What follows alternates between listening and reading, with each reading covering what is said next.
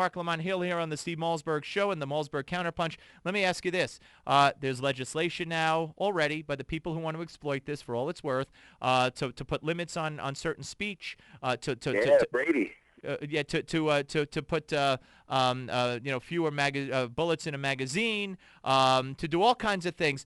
My question is, if this guy wrote us notes on Facebook or wherever the heck he wrote these and said, my favorite books were Mein Kampf and the Communist Manifesto, and now we have confirmation that one of his favorite groups was a band, a punk rock left-wing band called Anti-Flag.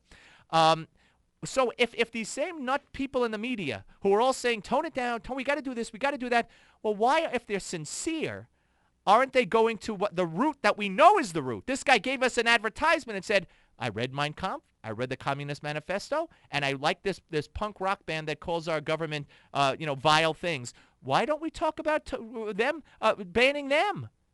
Well, I think it's slightly more complicated than that, and we saw this in 1995 around the Timothy McVeigh moment.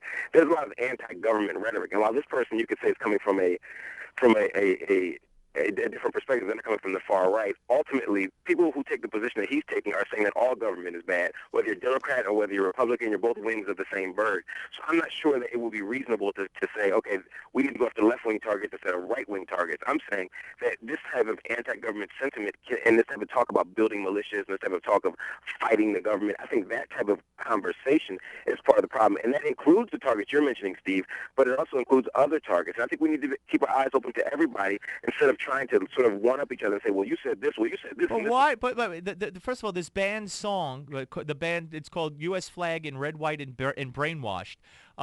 It's the red stands for the blood of all the people we've slain. The white for this racist, bigoted foundation.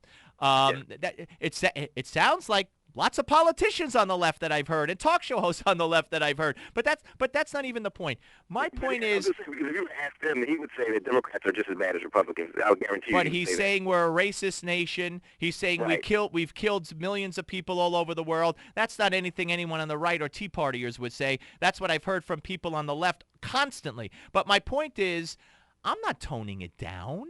Tone down what? You mean then go along like sheeps for Barack Obama's radical leftist agenda? No, I think that you can criticize President Obama. I think you can tear President Obama a new one without referring to him as someone who needs to be executed. I'm just using that. Well, wait. I would see. That's the thing.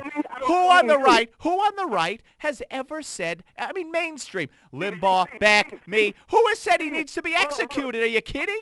But Steve, I didn't say you said that. It was an example based on what you just told me a Democrat said. You just told me a Democrat said that someone should have their back against the wall and be executed. Right. I'm saying that we don't have to function that way. I was using you as an example because I'm talking to you. I'm saying that you can criticize Obama without resorting to that kind of position. As I do. So there's nothing for me to tone down. But I never said that Steve Malzberg. No, but I mean, but you know what? I'll tell you something, Steve. I travel around this country just like you do, and I talk to people all around this country, and there is so much rhetoric that is so much more heightened than what you do. There's so many people who don't take a civil approach. There's so many people who do use the language of violence, not so much against the president, but against members of Congress, against the Democratic Party, against progressives. And you know what? When I used to go to Bush rallies and I would see Bush being burnt in effigy, I had the same critique. It's not okay. But why don't you think the media did? Because you could look at any one of those rallies against the Iraq War, and you saw Bush with blood dripping from his forehead on signs, "Kill Bush. Bush is a murderer. Kill him." I mean, why was there no outrage then?